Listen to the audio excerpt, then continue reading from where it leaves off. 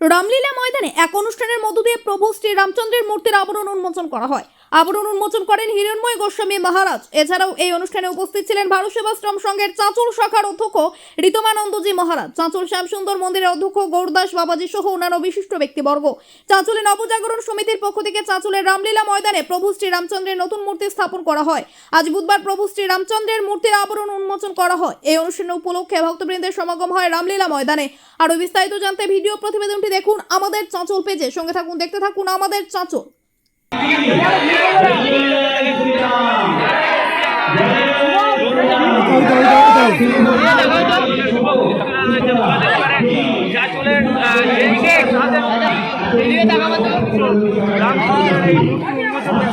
ওই ড্রোন উড়াচ্ছে তো, দেখে নাও।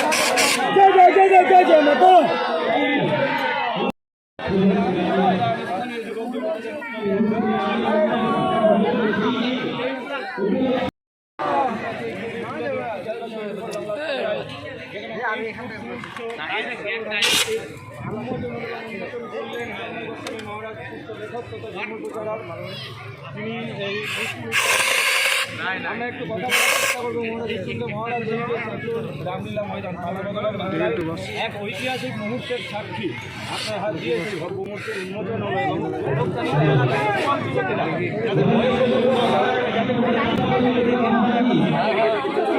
কেমন লাগছে এই দেখুন। রাম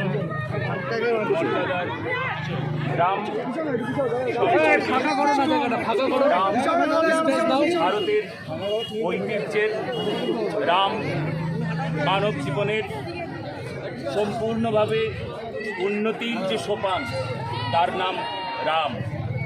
রাম আমাদের আস্থা, রাম আমাদের নিষ্ঠা, রাম আমাদের সততা, রাম আমাদের সর্বস্ব। হনুমানজি একবার তিনি বলেছিলেন, শ্রীনাথই জানকীনাথই চাবেদঃ পরমাত্মনি তথাপি মম সর্বস্বং রাম কমল লোচন। আমি ওই কথাই বলবো, আমাদের সর্বস্ব রাম। তাই রাম দিয়েই আমাদের সূচনা। নূতন সূর্য উঠেছে, নূতন আলো দেখতে পেয়েছি, নূতনভাবে ভরসা আমাদের রাম। তাই রাম যেমনভাবে চালাবেন তেমনভাবে রাজ্য চলবে, তেমনভাবে দেশ চলবে, তেমনভাবে আমরা চলব। ভগবান রামচন্দ্রের এই ভব্য মূর্তি নির্মাণ করে সমাজে এই প্রচার করতে চাইছেন যে আপনারাও এগিয়ে আসুন। তারা একেবারে নবীন, আর প্রবীণরা এখনও ওই মোড়ে তাস খেলছে। প্রবীণরা এখনও চুপচাপ বসে আছে, এখনও কেউ কেউ চোখে দেখতে পায় না। কেউ ভগবান রামচন্দ্রকে দেখবার জন্য আগ্রহ করে এখানে ছুটে আসবে। প্রমাণ যারা দিয়েছে, ছোট ছোট বাচ্চাগুলো, তাদেরকে আমি স্যালুট দিচ্ছি, তাদেরকে সম্মান করছি। ভগবান রামচন্দ্রের চরণতলে দাঁড়িয়ে তারা ভগবান রামচন্দ্রকে সর্বোপরি জায়গা দিয়ে এই রামলীলা, এই ময়দান, যখন রামলীলা ময়দান হয়েছিল সেখানে রাম পূজা উৎসবে সেখানে ভগবান রামচন্দ্রকে পুজো করে এই মাঠের নাম হয়েছে রামলীলা ময়দান। আজ পর্যন্ত কারুর ভ্রুক্ষেপ ছিল না এখানে একজন এইভাবে কোনো সনাতনী এসে রাম মন্দির কিংবা রাম মূর্তিকে প্রতিষ্ঠা করবে। আজকে যারা করেছে তাদেরকে পুনরায় স্যালুট দিচ্ছি, তাদেরকে সম্মান জানাচ্ছি। জয় শ্রীরাম, জয় জয় শ্রীরাম। জয় জয় শ্রীরাম।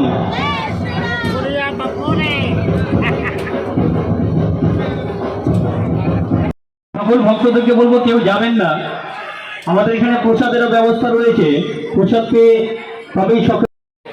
জয় জয় শ্রীরাম।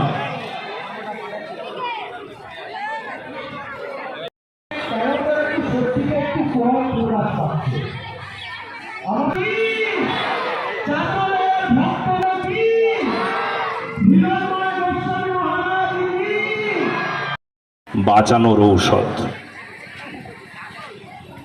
শুধু ঔষধ বলবো না, মহৌষধ।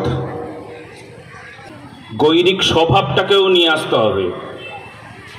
তোমার চোখ, তোমার মুখ, তোমার ভাব, তোমার ব্যবহার, তোমার সব কিছুই প্রমাণ হবে তুমি সক্রিয়। নতুবা অপরাধী হয় কিছু মানুষ, জানো, তোমাকে বলছি, কিছু মানুষ অপরাধী হয়, লোকে বলে আরে ওই দেখো তুলসীর মালা পরে দেখো কি করছে, ওই দেখো উনি সাধু, দেখো, অথচ রাবণ, দেখো দেখো দেখো দেখো। কেন বলে? এই জন্য গলায়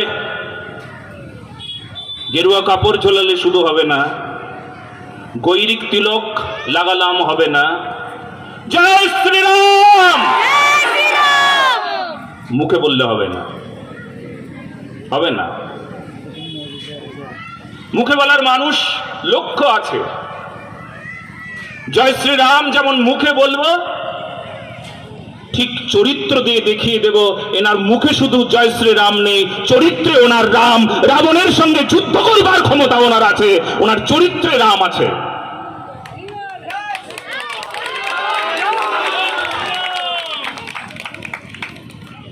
খুব সাবধান সেই জন্য। এই জন্য সাধুদের বলে ফের কহিও সাধু সাবধান, বলে কিনা? তাকে বলে সাধুকে সাবধান হতে বলে। সাধু শব্দটির অর্থ কি? যিনি সৎ, এক কথায়। সাধু শব্দের অর্থ কি? এক কথায়। আরো যদি এর আমরা ডেফিনেশন করতে চাই তবে অনেক কথা বলা যাবে, অনেক রকম। যিনি সাধনায় ব্রতী, যিনি আত্মজাগরণের ব্রতী, যিনি মানব জীবনের সভ্যতার পথে অগ্রসর হয়েছেন আর সভ্যতার পথে সবাইকে টেনে নিয়ে আসেন, তিনি সাধু। যিনি সভ্যজন তিনি সাধুজন। যার মধ্যে সভ্যতা আছে, পবিত্রতা আছে, নৈতিকতা আছে, শুদ্ধ আচরণ আছে। শতাং আচরণম যদ্বৎ তৎসদাচার মুচ্যতে। যিনি আচরণশীল। কোন আচরণ? শতাং। শতাং মানে শাস্ত্রীয় আচরণ। যা রাম, রাম থেকে যে আচরণ পেয়েছি। জয় শ্রীরাম। রামায়ণ থেকে আচরণ পেয়েছি, মহাভারত থেকে আচরণ পেয়েছি, মহাভারতের ভীষ্ম পর্বে শ্রীমদ্ ভগবত গীতা থেকে আচরণ পেয়েছি। ওই যে আচরণ পরম্পরা হিসেবে প্রাপ্ত হওয়া সাধুর আচরণ তোমার চরিত্রের মধ্যে এসে পৌঁছেছে। তোমার স্বভাবে, তোমার দেখায়, তোমার শোনায়, তোমার কর্তব্যে, তোমার কর্মে, তোমার প্রতিটি বিষয়ে একদম পুঙ্খানুপুঙ্খ লোকে বলবে বাহ বাহ বাহ, এনার আচরণ কি শুদ্ধ, কি সুন্দর, কি পবিত্র। উনি মুখে যা বলেন তাই করেন। উনি শুধু মঞ্চে বলে না, মঞ্চের সামনে যারা আছে তারা জানে যে মঞ্চের বাইরে ওনার একই রকম চরিত্র, তিনি সাধু।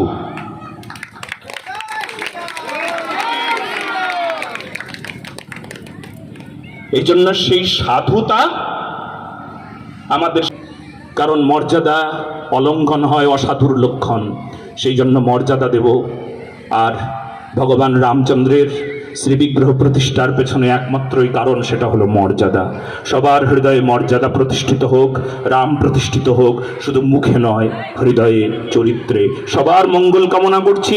সবাই ভালো থাকুন, ভালো রাখুন। বাঁচবো কেন? বাঁচবো কেন? বাঁচবো কেন? সবার মঙ্গল কামনা, পুনঃ পুনঃ মঙ্গল কামনা। উপস্থিত সকল সাধু সন্ত বৈষ্ণবজন, রাষ্ট্রবাদী সজ্জন, ভারত মায়ের পবিত্র সন্তান, সবার শ্রীচরণে বন্দন নমন। জয় শ্রীরাম। সবার মঙ্গল কামনা। রামের মূর্তি প্রতিষ্ঠিত হলো, আপনারা জানেন। এই রাম ভারতবর্ষকে উর্বর করেছে অনাদি অনন্তকাল ধরে। আজকে ভারতবর্ষের বুকে নয়, গর্ব করে বলুন আমাদের দেশে যে রাম জন্মগ্রহণ করেছিল সেই রাম নামে আজকে গোটা পৃথিবীতে রাম নামের ধ্বনি উচ্চারিত হচ্ছে। এবং শুধু তাই নয়, সেই কালে কবির তার বিখ্যাত এক দোয়ায় বলেছিল, রাম কহত পরম পাবন হতে ভুবন বিখ্যাত। এক রামের নামের কত শক্তি আপনারা দেখুন। শুধুমাত্র রাম নাম করেছিল বলে এক দস্যু রত্নাকর একই জীবনে শুধু রাম নামের দয়াতেই তিনি বাল্মীকি মুনি হয়েছিলেন। তাই রাম নাম যদি করা যায় তাহলে ভুবন বিখ্যাত, মানে জগতে বিখ্যাত হওয়া যায়। তাই রাম মূর্তি প্রতিষ্ঠিত হয়েছে। অগ্রবর্তী মহারাজবৃন্দ অনেক ভালো ভালো কথা বলেছেন, আপনারা শুনেছেন। এই পবিত্র রাম মূর্তিকে এবং পবিত্র এই আমাদের সংস্কৃতিকে রক্ষা করবার সংকল্প আমরা যেন সবাই গ্রহণ করতে পারি। শুধু শোনাই নয়, নিজের জীবনে যদি আচরণ না থাকে, আপনাদের সামনে আজকে জীবন্ত জীবন উপস্থিত এই সমস্ত সাধু মহাপুরুষরা, আপনারা তাকিয়ে দেখুন। মহারাজরা এই ভারত মায়ের ডাকে, এই ভারতীয় সংস্কৃতির ডাকে জীবনকে উপেক্ষা করে এক স্থান থেকে এক স্থানান্তরে শুধুমাত্র ধর্মকে রক্ষা করবার জন্য ছুটে বেড়াচ্ছে। আজ আপনাদের সকলের সেই অনুভূতি যেন সকলের মধ্যে থাকে। ভারতীয় সংস্কৃতি আজকে আপনারা দেখছেন গোটা বিশ্বকে উর্বর করেছে। হে ভারত, তুমিই শিখিয়েছ নিপতিরে তেজিতে মুকুটদণ্ড রাজ্য সিংহাসন। এই ভারতবর্ষের পুণ্যভূমি একমাত্র শিখিয়েছে রাজার রাজত্ব ত্যাগ করে ধর্মের কথা শুনবার জন্য, ভারতবর্ষের ধর্মের জন্য জীবনকে উদারভাবে এই জীবনকে উৎসর্গ করবার জন্য।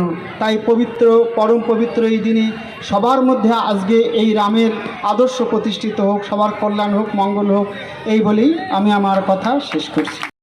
হিরণময় গোস্বামী মহাশয়, ঋতমানন্দ মহারাজ এবং সুভাষ দা আমাদের বিশিষ্ট। 17 সাল পশ্চিমবঙ্গের মতো আমাদের চাঁচলের মাটিতেও কিন্তু রাম নবমীর শোভাযাত্রা বেরিয়েছিল এই মাঠ থেকেই।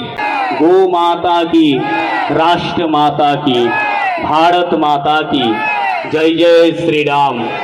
जय जय श्री राम। एक बार जोर से बोलो, जय जय श्री राम। जय श्री राम।